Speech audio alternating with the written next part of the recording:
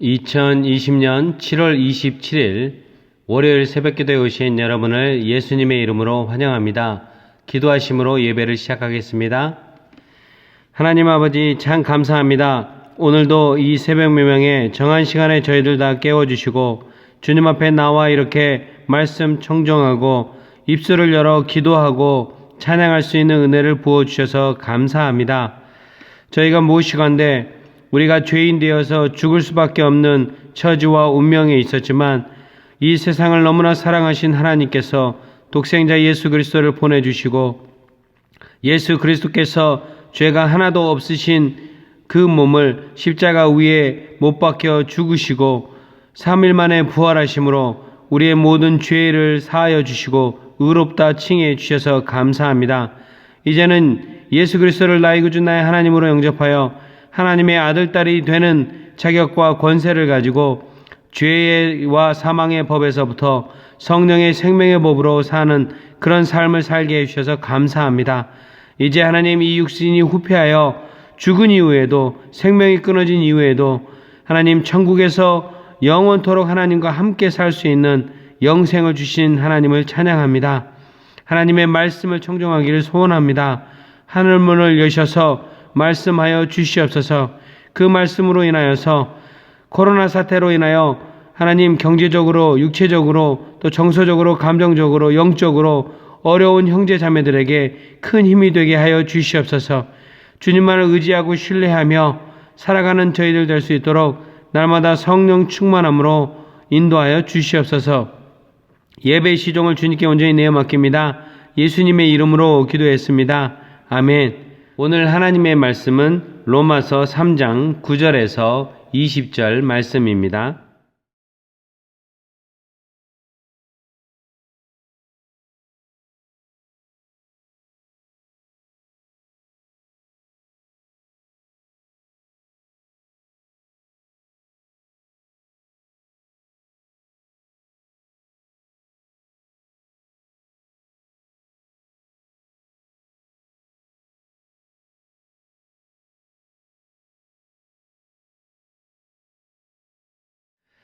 제가 대학생 시절에 캠퍼스 곳곳을 다니면서 사형리를 들고 전도를 했었습니다.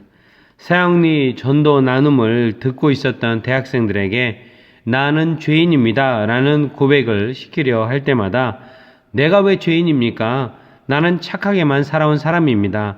그러니 예수님 필요 없습니다 라고 말하던 학생들을 여러 번 만났습니다. 물론 단번에 관계를 끊지 않고 지속적으로 오랜 동안 기도하고 접촉했을 때 짧게는 이틀 만에 또 길게는 1년에서 2년 내에 마음을 열고 예수님을 영접했던 그런 학생들이 많이 있었습니다. 그렇다면 이런 질문을 해보게 됩니다. 과연 여러분과 우리는 정말로 죄인인가? 우리가 죄인이라는 것을 깨닫지 못하면 정말로 예수님의 필요성을 느끼지 못하기 때문입니다.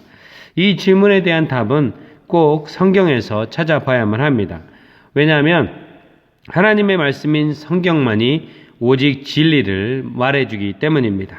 오늘 하나님 말씀 본문 로마서 3장 9절은 이렇게 말하고 있습니다. 유대 사람이나 그리스 사람이나 다 같이 죄 아래에 있음을 우리가 이미 지적하였습니다. 여기서 유대 사람이나 그리스 사람이나 라는 말은 이 세상의 모든 인류를 상징적으로 의미하고 있습니다.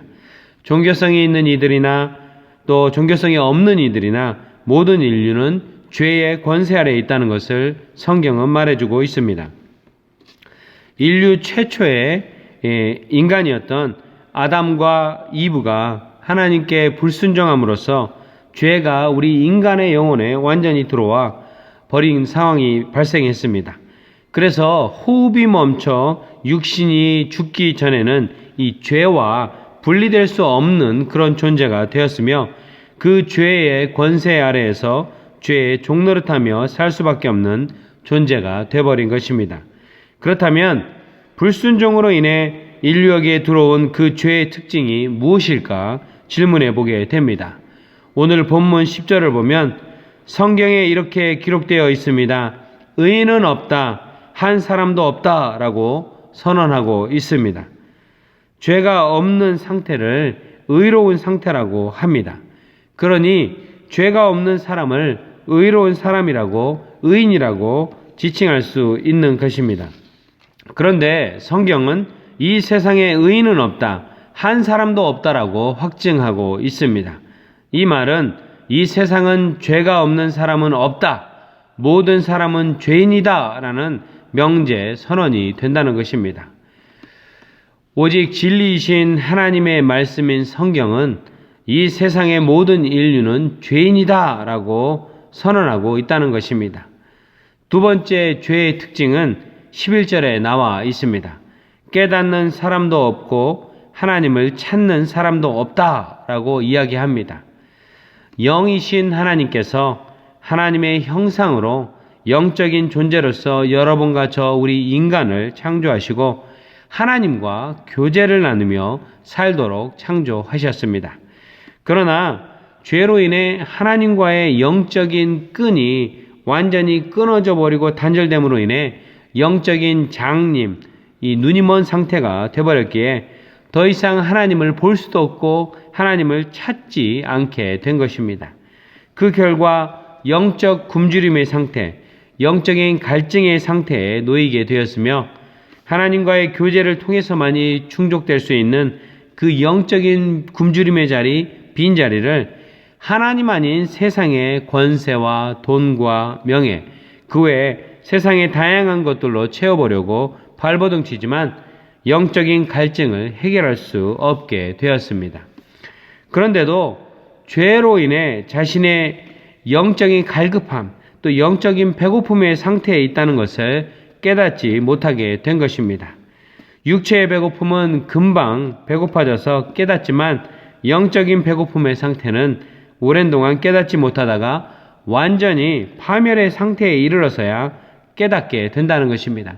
그렇지만 그렇게 깨달았을 때는, 뒤늦게 깨달았을 때는 이미 완전히 늦은 상태가 되어버립니다.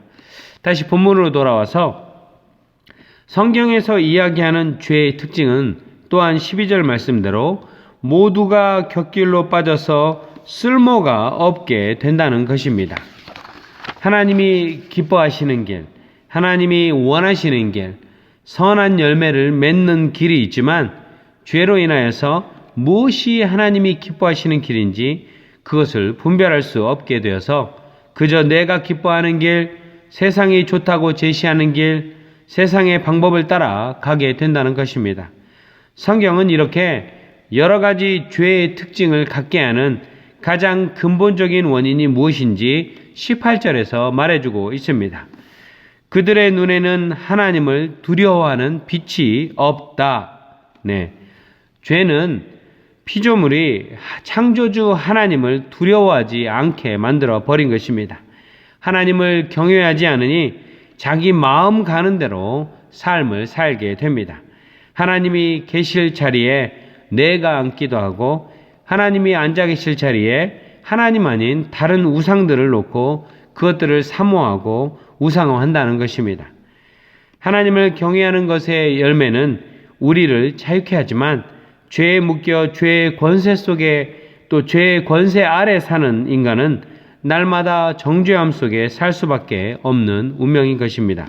그런데 더 큰 문제는 인류가 자신이 죄로 물든 존재이며 그 죄의 무게를 평생 쥐고 이 어깨에 쥐고 살고 있다는 사실을 깨닫지 못한다는 데 있다는 것입니다. 하나님은 이 세상을 너무도 사랑하셔서 피조물인 여러분과 저 우리 모두가 죄인임을 깨닫고 죄로부터 자유케 되어 하나님과의 관계를 회복하기를 간절히 원하셨습니다. 그래서 하나님은 먼저 인간에게 율법을 주셨습니다. 오늘 본문 20절을 보면 그러므로 율법의 행위로는 하나님 앞에서 의롭다고 인정받을 사람이 아무도 없습니다. 그러므로 율법으로는 죄를 인식할 뿐입니다. 라고 말씀합니다. 즉 인간은 율법 앞에 서 있을 때 하라는 것을 하지 못하고 하지 말아야 할 것을 해버린 자신의 죄를 발견하고 깨닫게 된다는 것입니다. 인간은 하나님께서 주신 율법 앞에 섰을 때 하나님이 우리에게 요구하시는 거룩함의 표준이 무엇인가를 깨닫게 됩니다. 그러나 율법을 잘 지키려고 하면 할수록 하나님의 기준에 도달할 수 없다는 사실을 발견하게 됩니다. 이것을 해결할 수 있는 유일한 방법은 오직 예수님밖에 없다는 것을 갈라디아서 2장 16절로 이렇게 말해주고 있습니다. 그러나 사람이 율법을 행하는 행위로 의롭게 되는 것이 아니라 예수 그리스도를 믿는 믿음으로 의롭게 되는 것임을 알고 우리도 그리스도 예수를 믿는 것입니다. 그것은 우리가 율법을 행하는 행위로가 아니라 그리스도를 믿는 믿음으로 의롭다고 하심을 받고자 했던 것입니다. 율법을 행하는 행위로는 아무도 의롭게 될 수 없기 때문입니다. 예수 그리스도를 믿는 믿음을 통해서 죄 사함을 받을 뿐만 아니라 동시에 예수님을 나의 주님으로 신뢰하는 순간 하나님으로부터 의롭다 칭함을 받게 된다는 것입니다. 그래서 예수님은 마태복음 5장 17절에서 20절로 내가 율법이나 예언자들의 말을 폐하러 온 줄로 생각하지 말아라. 폐하러 온 것이 아니라 완성하러 왔다. 내가 진정으로 너에게 말한다. 천지가 없어지기 전에는 율법은 1.1획도 없어지지 않고 다 이루어질 것이다 라고 예수님은 선언한 것입니다.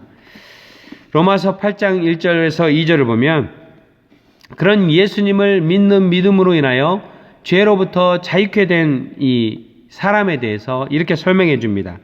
그러므로 그리스도 예수 안에 있는 사람들은 정죄를 받지 않습니다. 그것은 그리스도 예수 안에서 생명을 누리게 하는 성령의 법이 당신을 죄와 죽음의 법에서 해방하여 주었기 때문입니다. 이렇게 이야기하고 있습니다. 그렇습니다.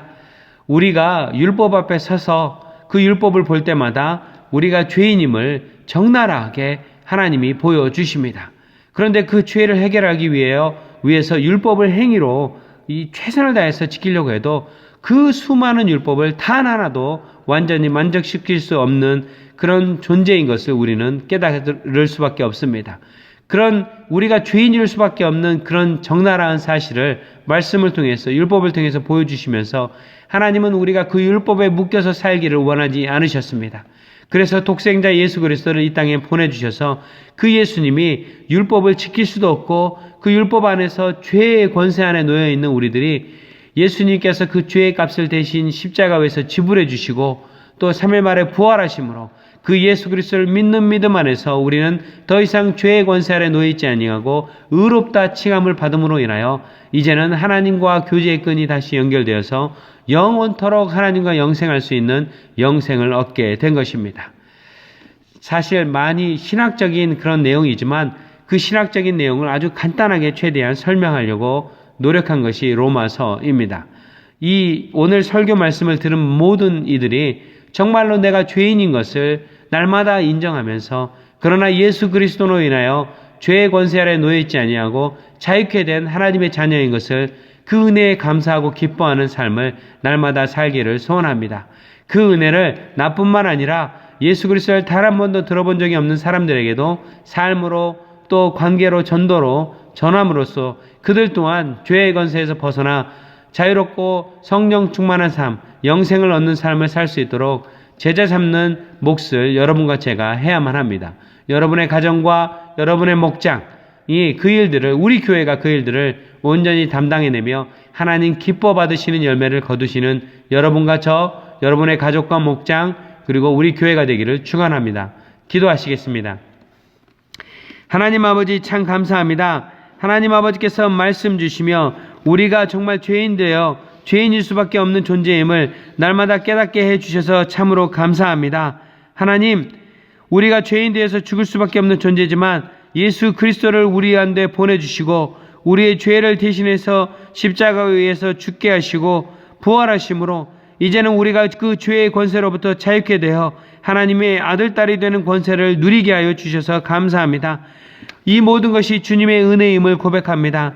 그 은혜를 어떻게 갚을까? 그 갚을 수 있는 유일한 방법은 우리가 예수 그리스도를 단 한 번도 들어본 적이 없는 많은 이들에게 기꺼이 다가가 시간과 노력을 하여 우리의 자원을 사용하여 그들에게 예수 그리스도를 전하는 것임을 깨닫습니다. 하나님, 우리가 그 일들을 온전히 담당해낼 수 있도록 성령 충만케 하여 주시옵소서. 예수님의 이름으로 기도했습니다. 아멘. 하늘에 계신 우리 아버지여, 이름이 거룩히 여김을 받으시오며 나라의 임하옵시며 뜻이 하늘에서 이룬 것 같이 땅에서도 이루어지이다. 오늘날 우리에게 일용할 양식을 주옵시고 우리가 우리에게 죄 지은 자를 사하여 준 것 같이 우리 죄를 사하여 주옵시고 우리를 시험에 들게 하지 마옵시고 다만 악에서 구하옵소서. 대개 나라와 권세와 영광이 아버지께 영원히 있사옵나이다. 아멘.